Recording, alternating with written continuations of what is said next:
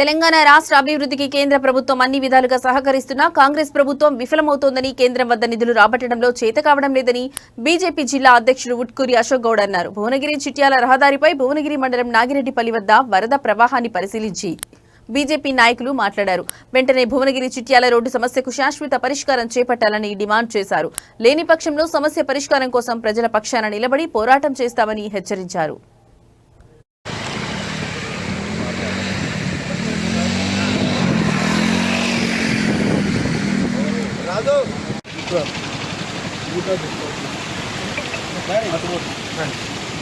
ఈరోజు యాదాద్రి భువనగిరి జిల్లా మొత్తం ఎన్నో జోన్గా రాష్ట్ర ప్రభుత్వం ప్రకటించడం జరిగింది. ఈనాడు జిల్లాలో ఎక్కడ చూసినా ప్రజలు అనేక తీర్ల ఇబ్బంది పాలవుతున్నారు. మేము ప్రజలకు ఒకటే సూచనిస్తున్నాం, అందరూ కూడా ఎవరు కూడా భయపడవద్దు.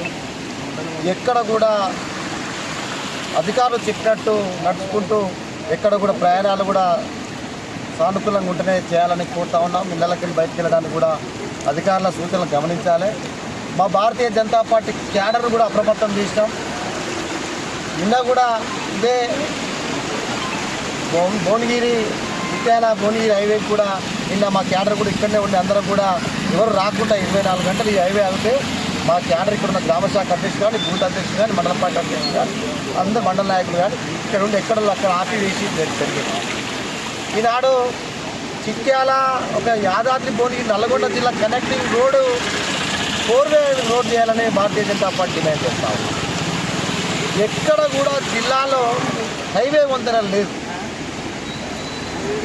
ఈనాడు ఆలేరు నియోజకవర్గం చూసుకుంటే పొట్టిమర్రి వాగు, ఆలేరు బురంపేట వాగు, దుర్గపల్లిలో మారుమూల ప్రాంతమైన వాగు, భీమలింగం కత్వ దగ్గర ముఖ్యంగా రేవంత్ రెడ్డి గారు వచ్చి మేము ఇన్ని కోట్లు శాంక్షన్ చేసామని చెప్పి ఆయన బర్త్డే గిఫ్ట్ ఇచ్చిన భీమలింగం కత్వ అయితేనేమి జిల్లాలో వీళ్ళు సన్నబియ్యం పేరుతోని కేంద్రం ఇచ్చిన సన్నబియ్యం పేరుతోని కేంద్రం ఇచ్చిన ఇండ్ల పేరుతో పర్యటన చేస్తుంది తప్ప ప్రజా సమస్యల మీద ఏమాత్రం చిత్తశుద్ధి లేని నాయకులు ఎవరైనా ఉన్నారంటే ఈనాడు ఈ ప్రాంతానికి చెందిన అనిల్ కుమార్ రెడ్డి, విప్పుగా పోతున్న బీర్లైలే. నేను ఒకటే భారతీయ జనతా పార్టీ డిమాండ్ చేస్తూ ఉన్నాం. ఈనాడు మా రాష్ట్రానికి చెందిన కేంద్ర మంత్రి వ్యక్తులు మా రాష్ట్ర నాయకులతో మా రాష్ట్ర ఇండి స్థాయి బూత్ స్థాయిలో అధ్యక్షులతో కూడా ఈనాడు కాన్ఫరెన్స్ కాల్ చేయడం జరిగింది. ఎక్కడ ప్రజలకు ఇబ్బంది అవుతుంది. ఈనాడు కేంద్ర ప్రభుత్వం సానుకూలంగా ఉంది. మీరు ఏమాత్రం ఎస్టిమేట్ చేస్తారో ఎస్టిమేట్ చేసి పంపండి. మేము ఎన్ని నిధులు చేయడానికి కేంద్ర ప్రభుత్వం సానుకూలంగా ఉంది. ఈ రాష్ట్రం నుంచి ఇద్దరు సాధించిన కేంద్ర మంత్రులు బండి సంజయ్ కిషన్ రెడ్డి గారు స్వయంగా రాష్ట్ర అధికారులతో చెప్పడం జరిగింది. మీరు ఎన్ని నిధులు చేస్తారో ఎంత ఎస్టిమేట్ చేస్తారో చేయండి. ప్రజలకు ఎటువంటి అసౌకర్యాలు కలగకుండా చూడండి.